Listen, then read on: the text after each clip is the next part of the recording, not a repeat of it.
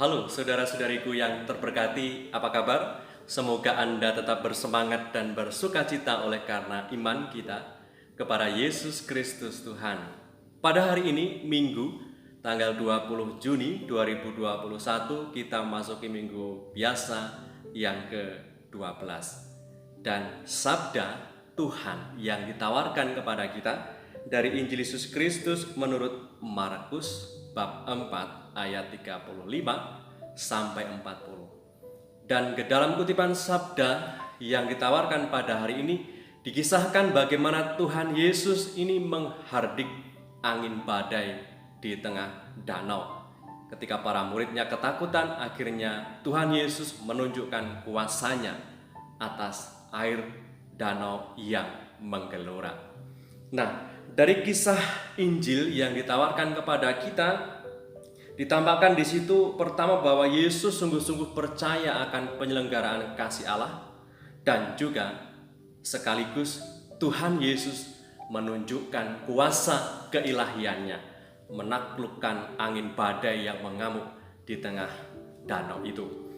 Nah, kalau kita baca keseluruhan kisah Injil yang kita disajikan kepada kita hari ini, sekilas nampak bahwa seolah-olah Tuhan Yesus tidak peduli dengan kepayahan para muridnya ketika mereka susah payah menghadapi badai yang begitu dahsyat sehingga perahu mereka terombang-ambing begitu hebat di tengah danau.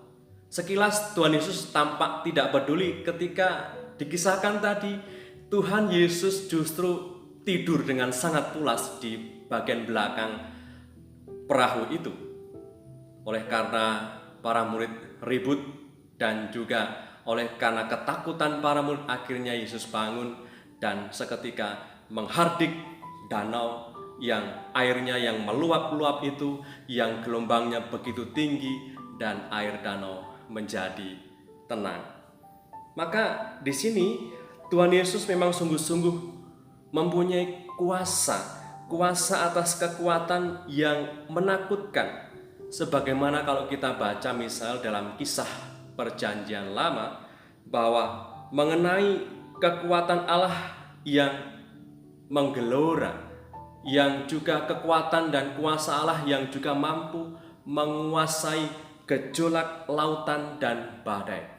Kita bisa baca kuasa Allah nampak ketika misalnya kita baca dalam kitab Mazmur bab 89 dikisahkan di situ, Tuhan Allah semesta alam, siapakah engkau?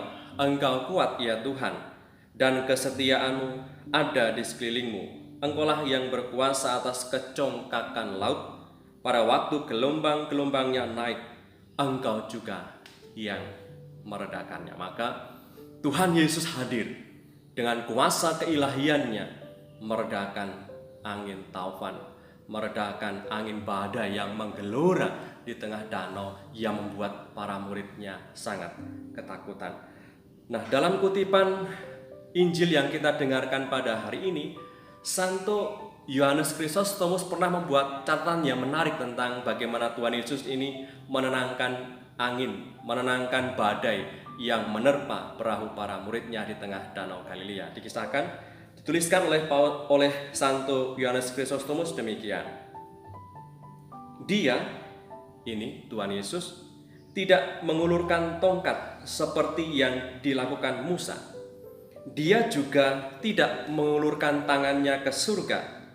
Dia juga tidak membutuhkan doa apapun, tetapi dia sebagai seorang Tuan yang memerintahkan pelayannya seperti pencipta memerintahkan kepada ciptaannya dengan hanya mengatakan, diam, tenanglah. Dan seketika angin badai itu diam dan air di tengah danau itu menjadi teduh sekali. Maka dari kuasa Tuhan yang ditunjukkan lewat kutipan sabda ini, lewat kisah di mana Yesus menghardik angin badai dan taufan ketika para murid sedang naik perahu mereka, ini menjadi sebuah keyakinan bahwa kita sebagai orang percaya kepada Yesus juga tentu menjadi sebuah keyakinan kita Sebagaimana Yesus Tuhan memberikan peneguhan dan memberikan kekuatan dan juga menunjukkan kuasa-Nya ketika para murid ketakutan, demikian juga keyakinan kita. Tuhan Yesus pun akan menunjukkan kuasa-Nya.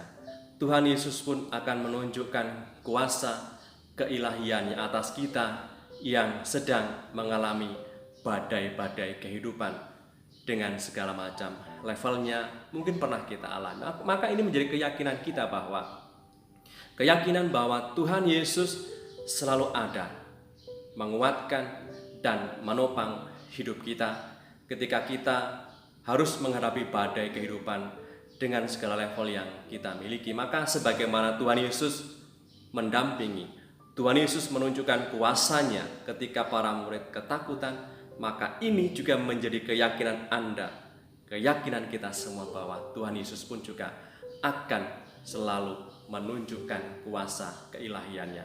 Kuncinya satu, beranikah kita percaya akan penyelenggaraan Tuhan atas hidup kita.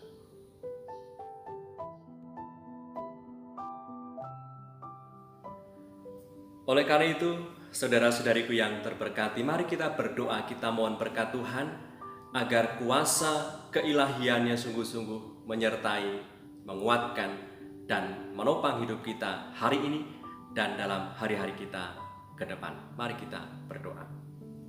Demi nama Bapa dan Putra dan Roh Kudus. Amin. Allah Bapa yang Maha Baik, dalam sabda Putra-Mu yang kami dengar pada hari ini, membuat kami yakin bahwa Ia tidak pernah meninggalkan kami, tetapi Ia, Yesus Kristus Putra-Mu, Tuhan kami, selalu menyertai, menguatkan kami. Sapaan-Nya yang menguatkan kami ketika Yesus Kristus Putra-Mu mengatakan supaya kami jangan takut, supaya kami percaya kepada Dia, Sang Penyelamat, Tuhan kami satu-satunya. Maka semoga sabda yang sudah kami dengarkan pada hari ini menumbuhkan kembali keyakinan kami bahwa Engkau selalu ada di dalam setiap dinamika kehidupan yang harus kami hadapi. Terutama pada masa-masa yang tidak mudah ini, kehidupan kami, dunia kami sedang dilanda penyakit yang belum kunjung mereda, pandemi COVID-19. Semoga oleh karena kuasa keilahian-Mu, Engkau turut bekerja lewat banyak niat baik, banyak orang yang turut bekerja sama untuk mengatasi masalah bersama ini, sehingga masalah pandemi COVID-19 ini bisa segera mereda. Kami mohon berkat-Mu untuk keseharian kami pula, di dalam pekerjaan harian kami, di dalam keluarga, dan juga segala rencana dan niat baik kami. Semoga oleh karena keyakinan bahwa Engkau selalu menyertai kami, membuat kami semakin menekuni hari-hari kami, semakin lebih giat dalam bekerja, dan juga semakin giat dalam berbuat baik kepada sesama. Doa yang kami aturkan kepadamu dengan pengantaran Kristus Tuhan kami, yang hidup dan meraja bersama Engkau dalam persekutuan Roh Kudus, kini dan sepanjang masa. Amin. Berkat Allah yang Maha Kuasa turun atas kita semua, Bapa dan Putra dan Roh Kudus. Amin. Saudari-saudaraku yang terberkati, tetap semangat, tetap optimis, and stay calm with Jesus.